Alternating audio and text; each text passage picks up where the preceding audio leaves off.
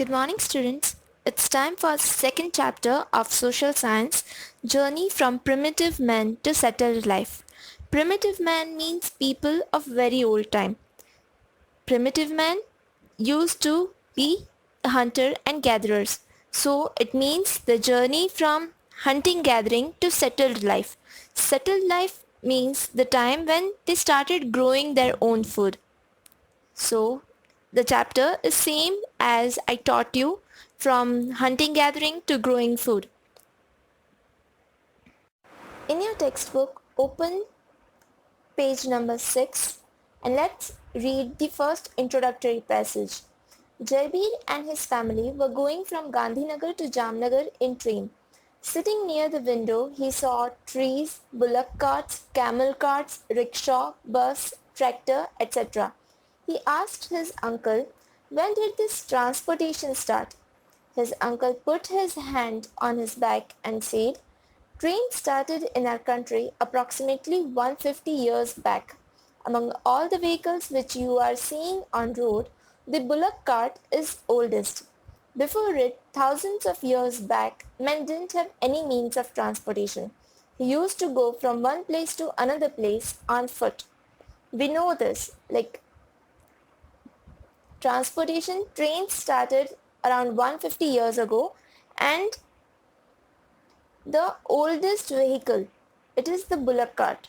Why? Because they are driven by animal, and the main machinery, unlike the train cars, the main machinery is not that difficult. It's the simple wheel.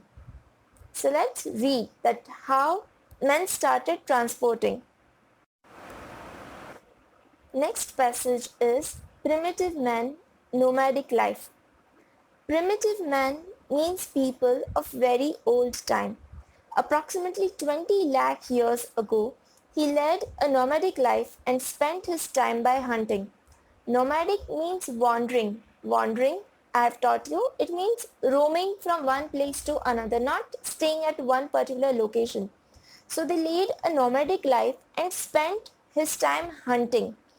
This stage of humans is called hunter-gatherers. He used to gather his food by hunting animals like deer, fish and birds. Other than this, they collected roots and fruits for their food. It was not that easy. Sometimes wild animals attacked them. Moreover, some of the animals were fast in running, so it was not easy for primitive men to catch them. Thus, primitive men used to wander from one place to another in search of food. Thus he learned which fruits and roots to eat and which not to eat, as many of them were poisonous. Animals like deer, sheep, goat were easy to hunt, so primitive men used to wander from one place to another in search of them. Moreover, water being essential for life, they used to settle near the sources of water. These things also I have taught you in the previous class. If you remember the second chapter, journey from hunting gathering to growing food.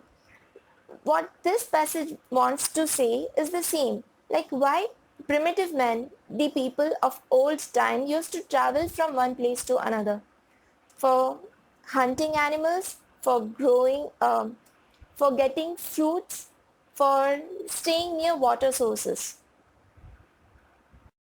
Next passage is places of human habitation of primitive man in India. Archaeologists, anthropologists and historians have together found out many places of habitation of primitive man. You know who are archaeologists? They are the person who study human history and prehistory through the excavation of sites and the analysis of artifacts and other physical remains. Anthropologists are the people who study the aspects of humans within past and present societies. They study the norms and values of societies, and historians, people who study history. They have found out many places of habitation where people live, of primitive man. Along with it, they have also found out information about implements used by them. Implements are tools used by them. They used implements and weapons made of stone and wood. Sometimes they even used implements made up of bones. Since the lives of hunter-gatherer and wanderers are associated with stone technology, this time is called Paleolithic. Paleolithic means of Old Stone Age or the Early Stone Age. The stones shown in the figure were used to cut vegetation and to scrape the skin of animals. Primitive man used peel of the tree and skin of animals to cover his body. Textbook page number 7. Let's study the map of Stone Age human habitation in India. It's not the same given as in your textbook. Still, map is of India and it is showing the important archaeological sites. That's what we want to study. Look carefully at the places marked in the map. You will find that at many places of India, the primitive man might have lived. Few places are shown in the map, but there are evidence of their habitat in many places in India. They preferred to stay in good and large places where stones, wood and water were found. Those were the basic necessities, so they preferred to stay where they can easily get them. They lived in natural caves to protect themselves from rain and wild animals. Several such places have been found in Vindhya Mountains in central India. Central India means the region around Madhya Pradesh and Maharashtra, certain regions of Maharashtra and mostly Madhya Pradesh. Such type of places have also been found in the region around Narmada river. Bhimbetka in Madhya Pradesh has been found, which was an excellent place of human habitation. We have studied about Bhimbetka last year as well, and even in the previous videos I have taught you about Bhimbetka. We studied about the caves of Bhimbetka. In its caves, near about 500 images of birds, deer, wooden spear, trees, humans, etc. drawn by the primitive man have been found, which are drawn with the help of natural colors. The image of the cave at Bhimbetka is given in the next slide.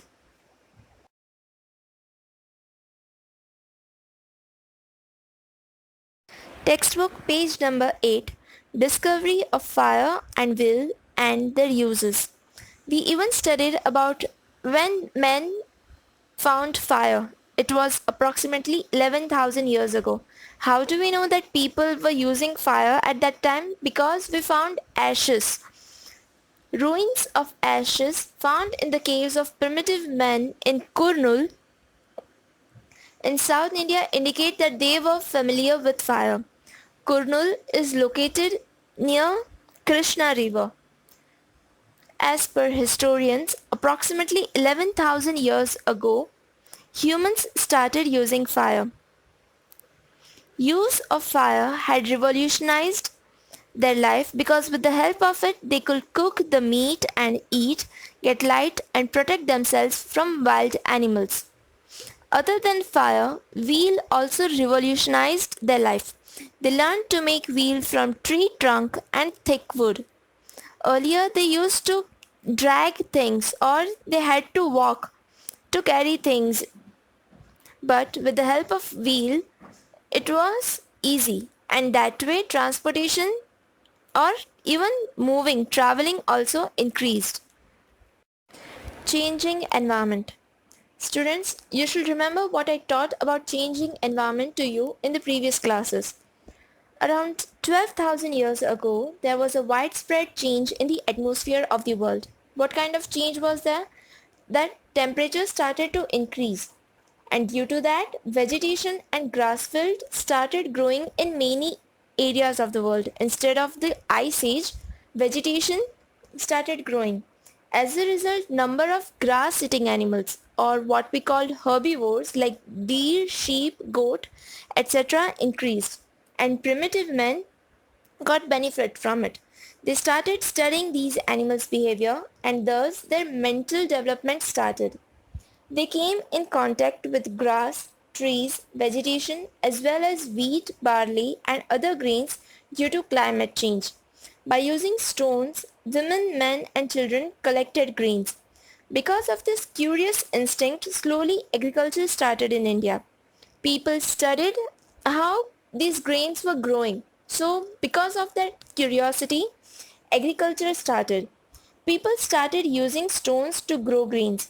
They started growing grains near the banks of the rivers and constructed their houses made up of mud, thatch, that is hay, or what we call dried grass, and other materials in the nearby areas. As a result of their nomadic life, as a result of it, their nomadic life came to an end and started a settled life. People, instead of living a wandering life, instead of living a nomadic life, they started living a settled life. The first companion or friend of this settled life was a dog. Besides, he was also familiar with sheep, goat, cow, buffalo, pig, etc. The settled life people, the not the hunter-gatherers but the farmers. They were also familiar with sheep, goat, cow, buffalo, pig, etc. These were the domestic animals. Gradually they started adjusting with them too. These animals protected them from wild animals. Thus, they associated with animal husbandry also along with farming. What is animal husbandry? It contains of shepherds and people who take care of dairy products or the dairy animals. However, research is being carried out to find out how long he had been using animals to get milk. We still don't know that since when did human beings started getting milk. That's all for today. We'll continue with this chapter in the next class.